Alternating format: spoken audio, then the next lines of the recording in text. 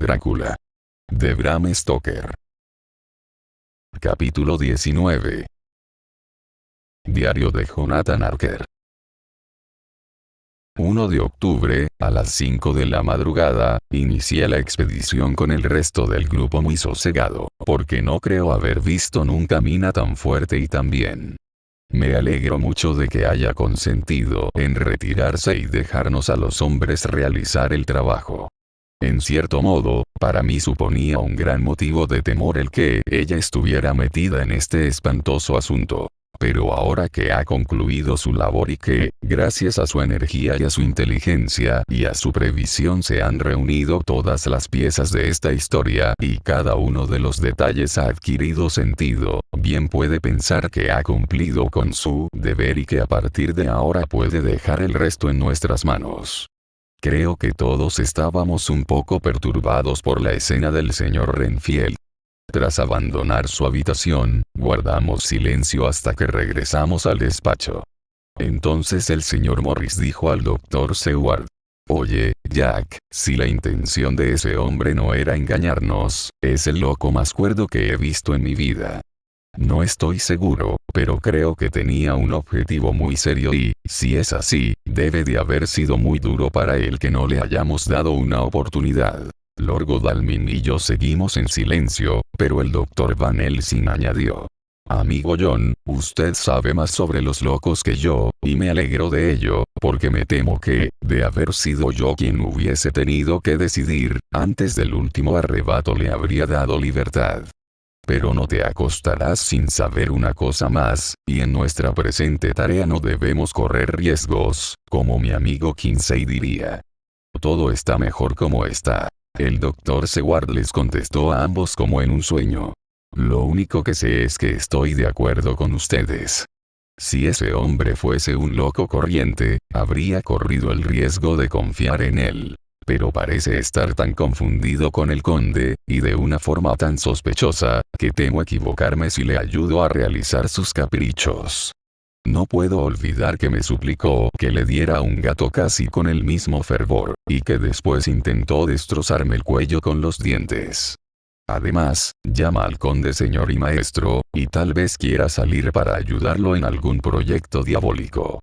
Ese ser horripilante cuenta con la ayuda de los lobos y de las ratas y de los de su especie, así que no sería de extrañar que intentase utilizar a un loco respetable». Desde luego, parecía hablar en serio. «Espero que hayamos hecho bien. Estas cosas, añadidas a la delirante tarea que tenemos entre manos, son capaces de acobardar a cualquiera». El profesor se acercó a él, posó una mano en su hombro, y le dijo, con el tono amable y grave habitual en él: «Amigo John, no tenga temor. Estamos intentando cumplir nuestro deber en un caso muy triste y terrible. Solo podemos hacer lo que juzgamos mejor. ¿Qué otra cosa podemos esperar, salvo la misericordia del buen Dios?» Lord Godalming había desaparecido unos instantes, pero ya había regresado. Dijo, mientras levantaba un pequeño silbato de plata: «Es posible que esa vieja casa esté llena de ratas, y de ser así, yo tengo un buen antídoto contra ellas».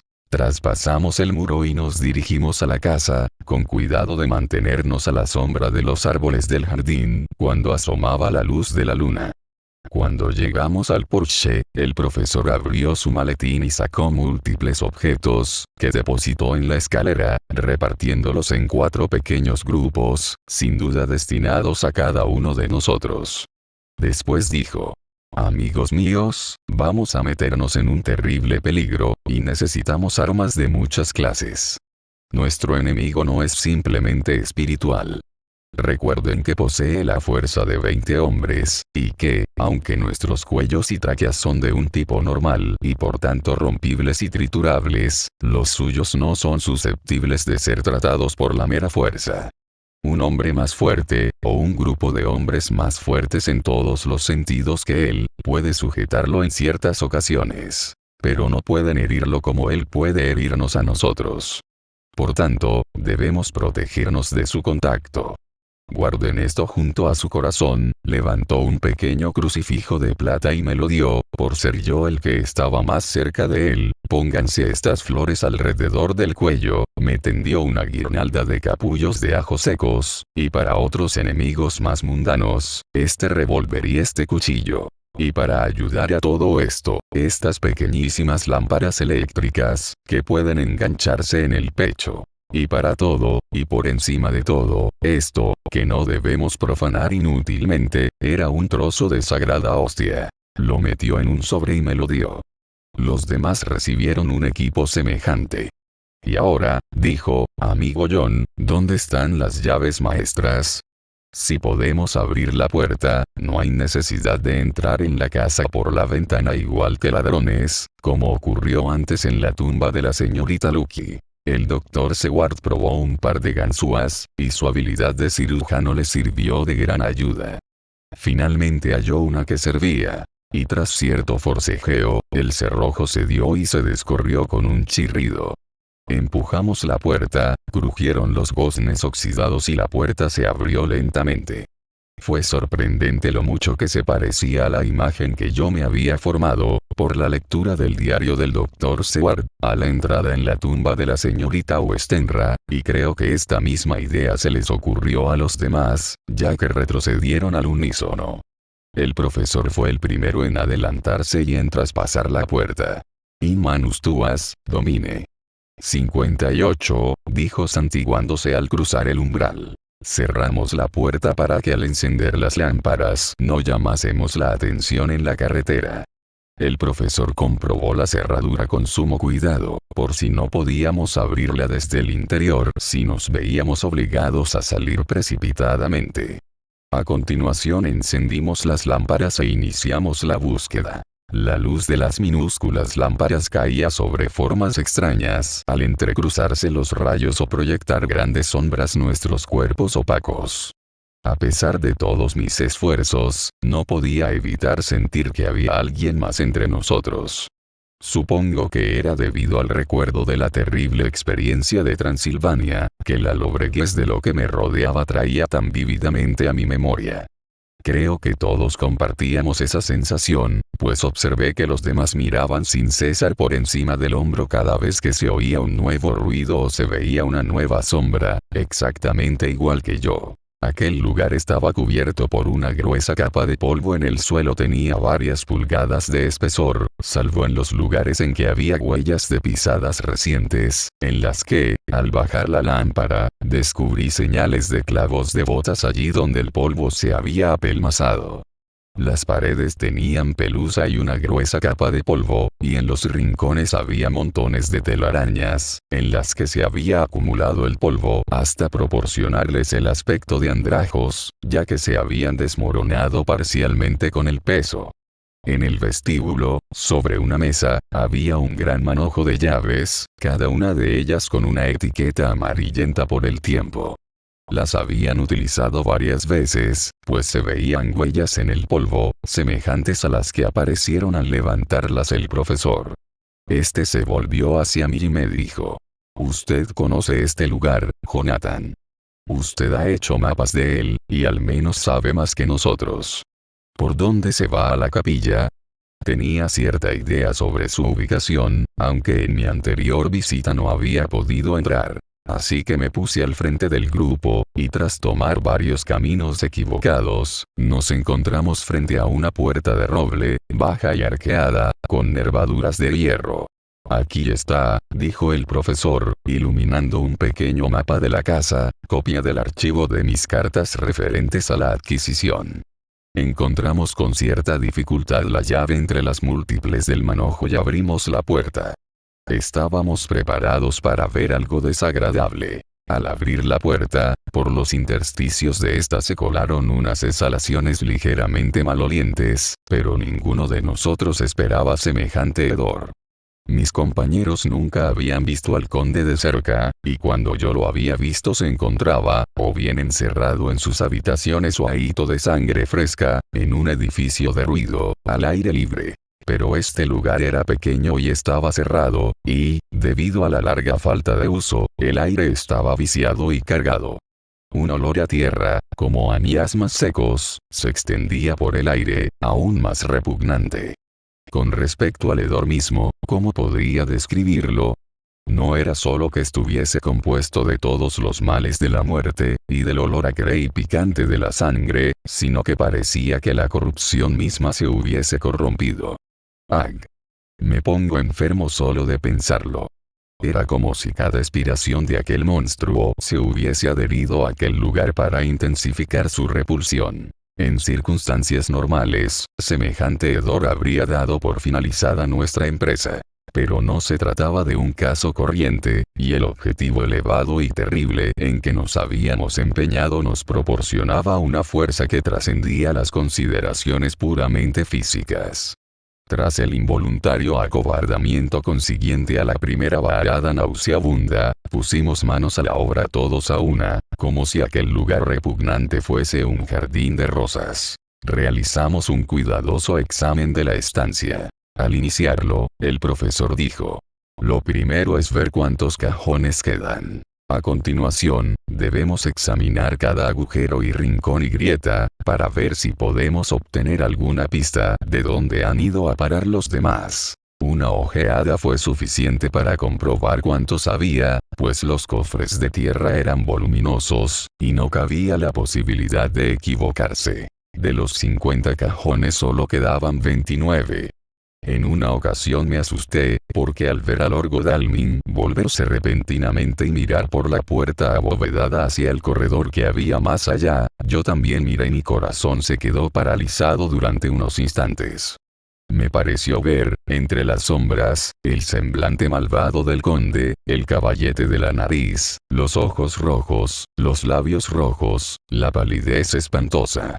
Solo duró un momento, porque al decir Lord Godalming, me ha parecido ver una cara, pero no era más que una sombra, y proseguir su búsqueda, enfoqué mi lámpara en aquella dirección y entré en el corredor. No había ni rastro de nadie. Y como no había recovecos ni puertas ni salidas de ningún tipo, sino solo los sólidos muros del corredor, era imposible que existiera un escondrijo, ni siquiera para él. Pensé que el temor había exacerbado mi imaginación y no dije nada. A los pocos minutos vi a Morris retroceder bruscamente de un rincón que estaba examinando. Todos seguimos sus movimientos con la mirada, ya que, indudablemente, empezábamos a ponernos un poco nerviosos, y vimos una gran masa fosforescente que parpadeaba como las estrellas. Todos nos echamos atrás instintivamente. La estancia entera hervía de ratas. Nos quedamos horrorizados durante unos momentos, todos excepto Lord Godalming, quien, al parecer, estaba preparado para semejante contingencia. Se precipitó hacia la gran puerta de roble remachada de hierro, que el Dr. Seward había descrito desde el exterior y que yo mismo había visto, hizo girar la llave en la cerradura, descorrió los enormes cerrojos y abrió la puerta. A continuación, sacó el pequeño silbato de plata del bolsillo y emitió un silbido corto y agudo. Le contestó un ladrido de perros detrás de la casa del Dr. Seward, y al cabo de un minuto aproximadamente, 3 terriers doblaron rápidamente la esquina de la casa. Todos nos habíamos acercado inconscientemente a la puerta, y al hacerlo, observé que el polvo había sido removido. Habían sacado por allí los cajones que faltaban. Pero a pesar de que solo había transcurrido un minuto, había aumentado enormemente el número de ratas. Pululaban por toda la habitación, de tal modo que, al caer la luz de la lámpara sobre sus oscuros cuerpos móviles y sus ojos centelleantes y siniestros, la estancia parecía un terraplén sembrado de luciérnagas. Los perros entraron a toda prisa, pero al llegar al umbral se detuvieron bruscamente y gruñeron. Luego levantaron el hocico y empezaron a aullar lúgubremente. Las ratas se multiplicaban a miles, y nosotros abandonamos la habitación. Lord Godalming cogió uno de los perros, lo metió dentro y lo colocó en el suelo. En el mismo instante en que sus patas tocaron tierra pareció recobrar el valor, y se precipitó sobre sus enemigas naturales. Ante su presencia las ratas huyeron con tal rapidez, que antes de que el perro hubiese quitado la vida a una docena, los otros perros, con los que Lord Godalming había hecho la misma operación, se encontraron con una exigua presa, ya que al poco habían desaparecido todas. Al marcharse las ratas tuvimos la sensación de que también se había marchado una presencia maligna, pues los perros se pusieron a brincar y a ladrar alegremente, mientras se lanzaban bruscamente sobre sus enemigas postradas y las hacían girar una y otra vez y las arrojaban al aire con crueles sacudidas. Todos nos animamos un poco. No sé si sería debido a la purificación de la atmósfera mortal al haber abierto la puerta de la capilla, o al alivio que experimentamos al encontrarnos al aire libre. Pero la sombra del pavor se desprendió de nosotros como una capa, y el hecho de haber ido allí perdió una parte de su significación lóbrega, aunque no se debilitó ni un ápice nuestra resolución. Cerramos con llave la puerta principal y la atrancamos, e iniciamos la exploración de la casa, llevando a los perros con nosotros. No encontramos nada, salvo polvo en cantidades extraordinarias. Todo estaba intacto, excepto las huellas de las pisadas de mi primera visita. Los perros no mostraron síntomas de inquietud ni una sola vez, e incluso al regresar a la capilla, siguieron jugueteando como si vinieran de cazar conejos del bosque. La aurora despuntaba por el este cuando salimos por la parte delantera de la casa. El Dr. Van Helsing había cogido la llave del vestíbulo del manojo, y cerró la puerta de una forma ortodoxa, tras lo cual se metió la llave en el bolsillo. Hasta ahora, dijo, nuestra noche ha tenido éxito. No nos ha acontecido ningún daño, contrariamente a lo que yo temía, y hemos comprobado, sin embargo, cuántos cajones faltan. Más que nada me regocijo de que nuestro primer paso, quizá el más difícil y peligroso, haya sido llevado a cabo sin haber traído a nuestra tan dulce señora Mina ni haber llenado sus sueños o su vigilia con visiones y sonidos y olores de horror que quizá nunca podría olvidar. Una lección hemos aprendido también, si se puede argumentar a particular y 59. Que las bestias que están bajo el dominio del conde no se encuentran sometidas a su poder espiritual. Porque, como ven, esas ratas que acudirían a su llamada, del mismo modo que desde su castillo llama a los lobos, cuando usted se vaya ante el llanto de aquella pobre madre, aunque acuden a él, huyen empavorecidas ante unos perritos como los de mi amigo Arthur. Tenemos otros asuntos ante nosotros, otros peligros, otros temores. Y ese monstruo no ha utilizado su poder sobre el mundo de los brutos por última vez esta noche. Tal vez se ha ido a otra parte. Bien. Nos ha proporcionado la oportunidad de dar jaque mate en este juego de ajedrez, que nosotros jugamos por la apuesta de almas humanas. Y ahora a casa. Se acerca el amanecer, y tenemos razón para estar contentos con nuestra primera noche de trabajo. Tal vez esté ordenado que sigan muchos días y muchas noches, quizá llenas de peligros. Pero debemos seguir adelante, y ante ningún peligro nos acobardaremos. Al regresar, la casa estaba en silencio, excepto por algún desdichado ser que gritaba en una sala lejana del hospital y por un sonido apagado y lastimero procedente de la habitación de Renfield. Sin duda, el desgraciado se estaba torturando, como hacen los locos, con innecesarios pensamientos dolorosos. Entré de puntillas en nuestra habitación y encontré a Mina dormida, respirando con tanta suavidad, que tuve que poner el oído en su pecho para percibirla. Está más pálida que de costumbre. Espero que no la haya preocupado la reunión de esta noche. Me siento francamente agradecido porque no vayamos a incluirla en nuestro trabajo futuro, ni siquiera en nuestras deliberaciones. Es una tensión demasiado grande para una mujer. No lo creía así al principio, pero ahora poseo más elementos de juicio. Tal vez le asuste oír ciertas cosas. Sin embargo, ocultárselas podría ser peor si llegara a sospechar que existe tal ocultación. A partir de ahora, nuestro trabajo debe ser un libro sellado para ella, hasta el momento en que podamos decirle que todo ha terminado, y en que la Tierra quede libre de un monstruo de los mundos inferiores. Supongo que va a resultar difícil empezar a guardar silencio tras la confianza que hasta ahora hemos tenido. Pero he de mantener esta decisión, y mañana no decirle ni palabra sobre los acontecimientos de esta noche, y negarme a contarle nada de lo ocurrido. Voy a acostarme en el sofá, para no molestarla. 1 de octubre, más tarde, es natural que todos hayamos dormido más de lo normal, pues fue un día muy ajetreado y por la noche no descansamos nada. Incluso Mina debe de haberse sentido agotada, porque aunque yo dormí hasta que el sol estuvo bien alto en el cielo, me desperté antes que ella, y tuve que llamarla un par de veces. Estaba tan profundamente dormida, que tardó unos segundos en reconocerme. Me miró con una especie de terror pánico, como si la hubiese despertado de una pesadilla. Se quejó un poco de que estaba cansada, y la dejé dormir hasta más tarde. Ahora sabemos que han desaparecido 21 cajones, y si resulta que alguien se los ha llevado, no será difícil seguir sus huellas.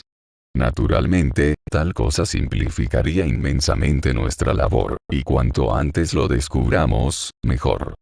Hoy voy a ver a Thomas Snelling. Diario del Dr. Seward. 1 de octubre, me desperté a mediodía, al entrar el profesor en mi habitación. Estaba más alegre y animoso que de costumbre. Es evidente que el trabajo de anoche le ha ayudado a quitarse un peso de encima. Tras comentar la aventura nocturna, dijo bruscamente: Su paciente me interesa mucho. ¿Es posible que con usted le visite esta mañana? O si usted tiene demasiadas ocupaciones, puedo ir yo solo. Es una nueva experiencia para mí encontrar a un loco que habla de filosofía y que razona con tanta sensatez. Como tenía trabajo urgente, le dije que prefería que fuese él solo, pues así no tendría que hacerle esperar. Llamé a un celador y le di las instrucciones pertinentes. Antes de que el profesor abandonase la habitación, le advertí que no se formase una impresión falsa sobre mi paciente. Pero, respondió, quiero hacerle hablar sobre sí mismo y sobre su error al consumir cosas vivas. Le dijo a la señora Mina, como veo en su diario de ayer, que en un tiempo mantuvo tal creencia. ¿Por qué sonríe, amigo John? Perdóneme, dije, pero es que la contestación está aquí. Coloqué la mano en los papeles mecanografiados. Cuando nuestro loco cuerdo y culto declaró que antes consumía vida, su boca hedía a las moscas y las arañas que acababa de comer antes de que la señora Archer entrase en la habitación. Van Helsing me devolvió la sonrisa. Muy bien, dijo. Su recuerdo es cierto, amigo John. Yo debería haberlo recordado. Sin embargo, es esta tangencialidad de pensamiento y de recuerdo lo que convierte las enfermedades mentales en un estudio tan fascinante. Tal vez obtenga más conocimientos de la locura de este loco que de las enseñanzas de los más sabios. ¿Quién sabe? Seguí con mi trabajo, y pronto acabé con todos los asuntos pendientes. Se me antojó que había transcurrido muy poco tiempo cuando Van Helsing regresó a mi despacho. ¿Le interrumpo?, preguntó cortésmente en el umbral. En absoluto, repliqué. Entre. He terminado mi trabajo y estoy libre. Puedo acompañarlo si lo desea. No es necesario. Ya lo he visto. Y bien. Me temo que no me aprecia mucho. Nuestra entrevista ha sido corta. Cuando entré en su habitación él estaba sentado en el centro, con los codos apoyados en las rodillas, y su rostro era la viva imagen del descontento y el mal humor. Le hablé lo más animadamente que pude y con el mayor respeto que pude adoptar. No me contestó en absoluto. ¿No me conoce?, le pregunté. Su respuesta no fue muy tranquilizadora. Le conozco demasiado bien. Es usted el viejo y estúpido Van Helsing. Ojalá se fuera con sus ridículas teorías cerebrales a otra parte. Malditos sean todos los holandeses de cabeza dura. No quiso decir una palabra más. Siguió sentado, con su implacable mal humor, tan indiferente hacia mí como si yo no hubiese estado en la habitación. De este modo desapareció mi oportunidad de aprender mucho de este loco tan inteligente. Así que me iré a animarme con unas cuantas palabras felices de esa dulce alma de la señora Mina. Amigo John, me alegra indeciblemente que ella ya no tenga que preocuparse, que no tenga que sufrir con nuestras terribles cosas. Aunque mucho echaremos en falta su ayuda, es mejor así. Estoy de acuerdo con usted de todo corazón, contesté con seriedad, porque no quería que flaqueara en este asunto. Es mejor que la señora Archer se mantenga al margen de todo esto. Ya están las cosas suficientemente mal para nosotros, todos hombres de mundo, y que nos hemos encontrado en muchos aprietos. Pero no es un asunto propio de una mujer, y si hubiera seguido dentro de él, infaliblemente la habría destrozado. Van Helsing se ha ido a charlar con la señora Archer y con Archer. Kinsey y Art han salido en busca de indicios de los cajones de tierra. Voy a terminar mi ronda, y esta noche nos reuniremos. Diario de Mina Archer. 1 de octubre, me resulta extraño que me mantengan al margen, como me encuentro hoy. Que tras la confianza de Jonathan durante tantos años, ahora le vea eludir de una forma tan evidente ciertos temas, y precisamente los más vitales. Esta mañana dormí hasta tarde, tras las fatigas de ayer, y aunque Jonathan también se despertó tarde, lo hizo antes que yo. Habló conmigo antes de salir, con dulzura y con ternura, pero no mencionó nada de lo que había ocurrido durante la incursión en la casa del conde. Y, sin embargo, tenía que saber cuán preocupada estaba. Pobrecillo. Supongo que a él le ha molestado más que a mí. Entre todos acordaron que yo no debería adentrarme más en esta espantosa tarea, y yo accedí. Ay, pensar que me oculta algo. Y ahora estoy llorando, como una tonta, cuando sé que es debido al gran amor de mi marido, y a las buenas intenciones de esos hombres valerosos. Esto me ha hecho bien. Algún día Jonathan me lo contará todo. Y para que no piense que yo le oculto algo, sigo escribiendo como de costumbre el diario. Si en algún momento duda de mi lealtad, se lo enseñaré para que sus amados ojos lean mis más íntimos pensamientos. Hoy me siento extrañamente triste y baja de ánimo. Supongo que es la reacción normal tras el nerviosismo. Anoche me acosté cuando se marcharon los hombres, sencillamente porque me dijeron que así lo hiciera. No tenía sueño, y me embargaba una angustia devastadora. Estuve pensando en todo lo que ha ocurrido desde que Jonathan fue a verme a Londres, y se me antoja una tragedia terrible, con un destino implacable que apunta a un objetivo determinado. Por muy correcto que sea lo que uno haga, todo parece tener un final deplorable. Si no hubiera ido a Whitby, tal vez la pobre Lucy estaría aún con nosotros. Hasta que yo llegué, ella no empezó a acudir al cementerio y, si no hubiese ido allí durante el día, tampoco lo habría hecho mientras dormía. Y si no hubiese ido allí de noche y dormida, no la habría podido destruir ese monstruo. Ah, ¿por qué se me ocurriría ir a Whitby? Vaya, ya estoy llorando otra vez. No sé qué me pasa hoy. Debo ocultárselo a Jonathan, porque, si supiera que he llorado 2 veces en lo que va de mañana, yo, que nunca lloro, y a quien Jonathan jamás ha hecho derramar una lágrima, el pobre hombre se moriría de pena. Pondré cara alegre y, si siento ganas de llorar, él no lo verá. Supongo que es una de las lecciones que hemos de aprender las pobres mujeres. No recuerdo bien cómo me quedé dormida anoche. Recuerdo haber oído un repentino ladrar de perros y muchos ruidos extraños procedentes de la habitación del señor Renfield, que está debajo de esta, algo así como una oración entonada tumultuosamente. Y después se hizo el silencio absoluto, un silencio tan profundo que me asusté, por lo que me levanté y me asomé a la ventana. Todo estaba a oscuras y en silencio. Las sombras negras proyectadas por la luna parecían llenas de un silencio misterioso y especial. No se movía nada. Todo era lóbrego e inalterable como la muerte o el destino, de modo que un tenue sendal de niebla blanca que se deslizaba por la hierba hacia la casa, con lentitud casi imperceptible, parecía poseer una sensibilidad y una vitalidad propias. Creo que me hizo bien la digresión de mis pensamientos, porque al volver a la cama descubrí que me invadía una especie de letargo. Me quedé acostada durante un rato, pero, como no podía dormir, volví a levantarme y a asomarme a la ventana. Se extendía la bruma, que ahora ya se encontraba muy cerca de la casa, y la vi, formando una gruesa capa que se adhería a la pared, como si quisiera trepar hacia las ventanas. El pobre Renfield gritaba más que nunca, y aunque yo no podía distinguir ni una sola palabra, en el tono de su voz reconocí una cierta súplica. Después se oyó un ruido de pelea, por lo que comprendí que los celadores se habían hecho cargo de él. Estaba tan asustada, que volví a meterme en la cama y me tapé la cabeza con las mantas y los oídos con las manos. No tenía ni pizca de sueño, o al menos eso creía. Pero debí de quedarme dormida, pues no recuerdo nada de lo que ocurrió hasta la mañana siguiente, excepto sueños. Creo que me llevó cierto tiempo y no pocos esfuerzos saber dónde me encontraba, y que era Jonathan quien se inclinaba sobre mí.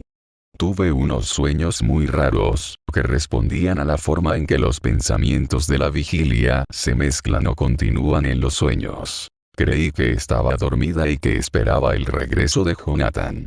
Estaba muy preocupada por él, pero no podía actuar. Mis pies y mis manos y mi cerebro estaban pesados, de tal forma que nada seguía su funcionamiento normal. Y así dormí inquieta y seguí pensando. Entonces empecé a darme cuenta de que el aire era pesado y húmedo y frío. Me retiré la ropa de la cara y descubrí con sorpresa que todo a mi alrededor estaba oscuro. La luz de la lámpara de gas que había dejado encendida para Jonathan, aunque con la llama baja, se veía como una chispa diminuta en la niebla, que había espesado y se colaba en la habitación. Caí en la cuenta de que había cerrado la ventana antes de acostarme. Habría querido levantarme para comprobarlo, pero una especie de letargo atenazaba mis miembros e incluso mi voluntad. Me quedé inmóvil, resistiendo. Cerré los ojos, pero podía ver a través de los párpados. Es sorprendente las malas pasadas que pueden jugarnos los sueños, y cuán cómodamente podemos imaginar. La niebla se espesó cada vez más y la vi entrar, como humo, no por la ventana, sino por los intersticios de la puerta.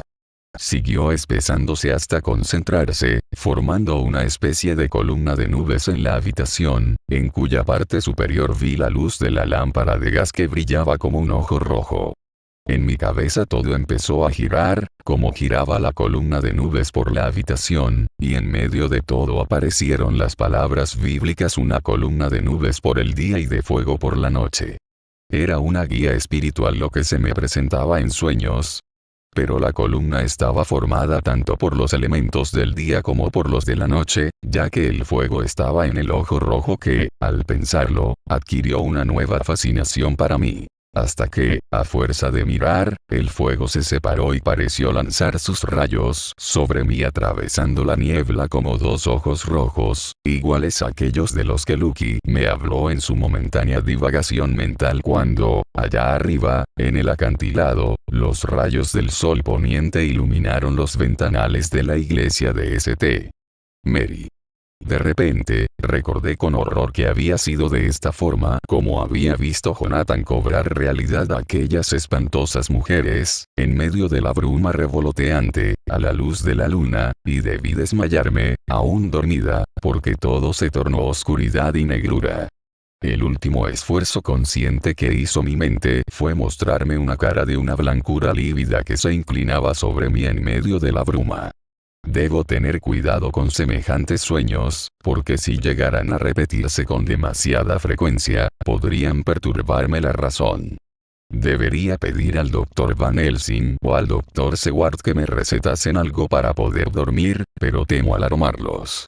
En estos momentos, este sueño podría entretejerse con los temores que albergan por mí. Esta noche me esforzaré por dormir de forma natural.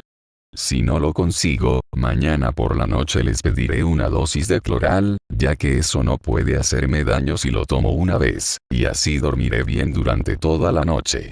La última noche me dejó una sensación de cansancio mayor que si no hubiese dormido en absoluto. 2 de octubre, a las 10 de la noche, anoche dormí, pero no soñé.